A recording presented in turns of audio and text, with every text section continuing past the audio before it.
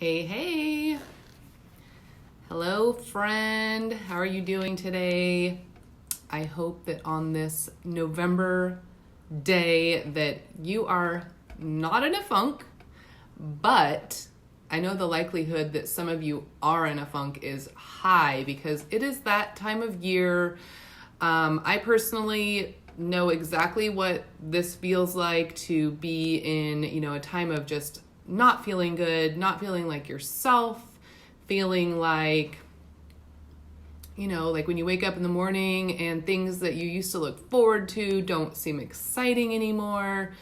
It's just the time of year when it's a natural time to get introspective and to, it's almost like a time to look at our dark side, but our tendency is to not want to do that, to try to figure out how to distract ourselves from our feelings. And then, as a result, we end up just feeling worse because we're in a cycle of there's something gnawing at us, there's something making us not feel good, there's something giving us anxiety or stress, and then, us trying to distract from that, not look at it, and then the cycle just repeats. So, I believe personally that a lot of why we get in funks is because there's a feeling that needs to be addressed that we're not addressing, that we don't want to look at or think about or get to the root of.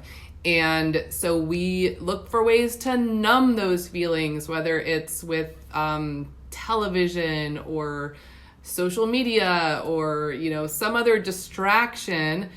And, people turn to other chemical substances to numb themselves too, whether it's recreational drugs or prescription drugs. There's all kinds of ways to numb ourselves from our feelings.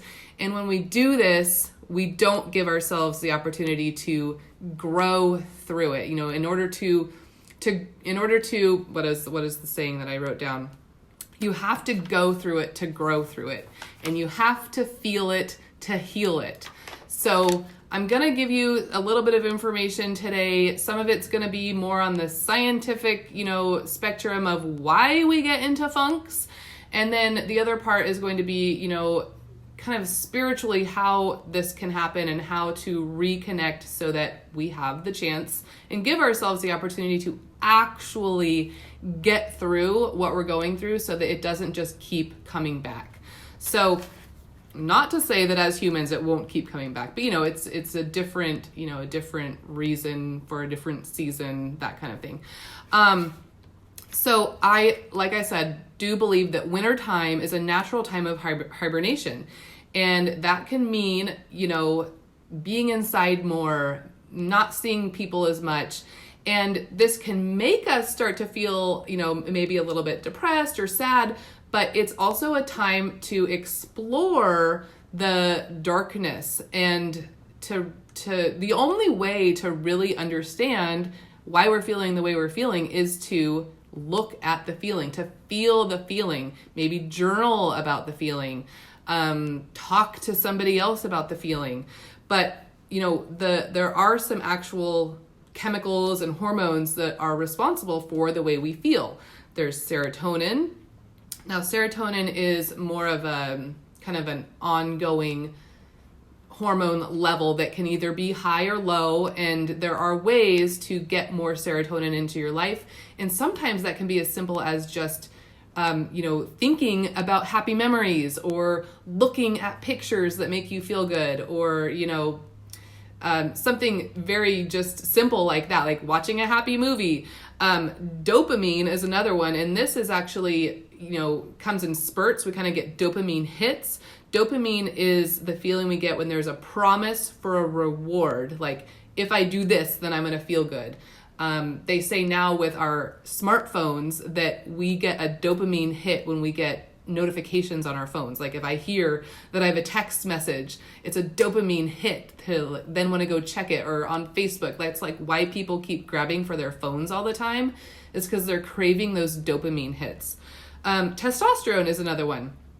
When we have good amounts of testosterone, whether you're a man or a woman, we all have it, It's how you feel empowered and excited and kind of that, masculine energy that, again, we all have. It's just whether we have too little or too much or just enough. And then oxytocin. So oxytocin is the love drug. It's like the love hormone. It's what we get when we hug our children. It's what we get when we reach out to our support system and feel that community feeling, that it's just that love hormone that we get from other people mostly. And then endorphins are, things that we can get through exercise. You can get it from eating spicy foods. You can get it from chocolate. But the most common and probably the healthiest way to get endorphins is through exertion, physical exertion, and exercise. So when any of those are low, or, we're not somehow experiencing enough of any of those hormones in our lives, we can get into these low moods. But I also believe that the other component is when we are disconnected. We're disconnected from our spirituality. We're disconnected from feeling an alignment in our lives, disconnected from other humans because we're too busy being distracted by electronics or television, like I said. Sometimes we have this tendency to feel like an online connection is enough of a connection. And really, we need real life human face-to-face connections in our lives. So, one of the biggest sources of depression and anxiety is when you're either living in the past or you're living in the future. When you're not being in the present is when you will not be feeling at peace. So depression comes often from looking into the past and living in the past and having regrets, or living through, a traumatic experience over and over, or a sad experience, whatever it is, feeling some sort of regret or unhappiness about what has happened in the past, decisions we've made, just dwelling on the things that haven't gone the way we thought they should go. And then anxiety comes from being too much in the future. It's from worrying about the future, or worrying about the present.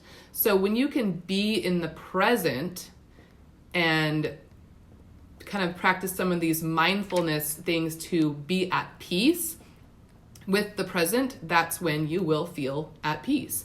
And so that is my, biggest thing that I want in life, is to feel at peace, to have peace in my heart, peace of mind, peace with everything that's happening around me.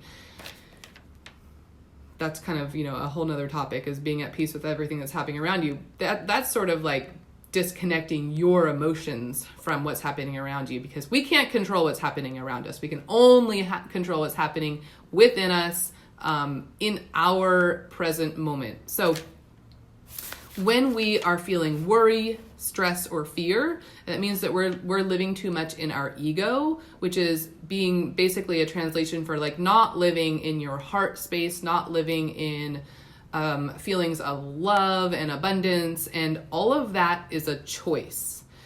I'm not saying it's easy, but the decision to be happy is a choice.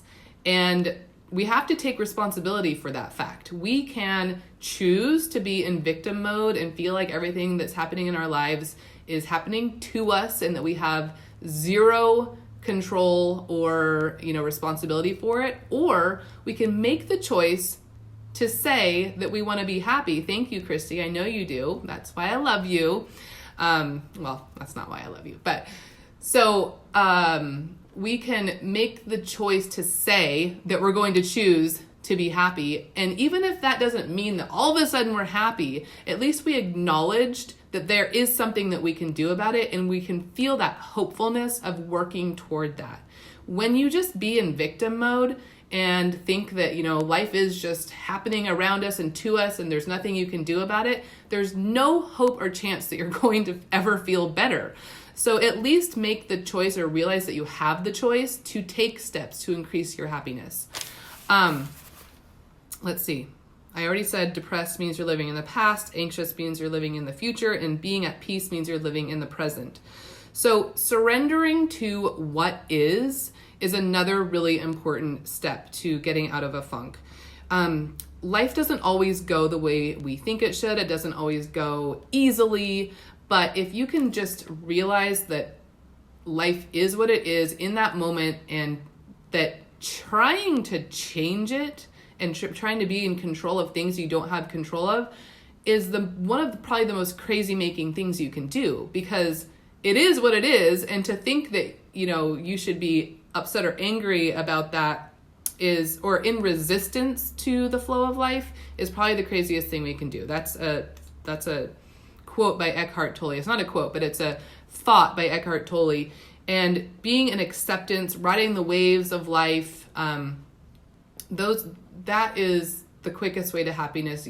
Just realizing that in this moment, everything is okay is the best way to feel better instantly, because, if the walls aren't crashing in on you, if you're, not in the middle of a fiery explosion at that moment, then things really kind of are okay. It's just worrying about either the past, the future, or the present that is causing you the stress. It's never the situation that makes us unhappy. It's our thoughts about the situation.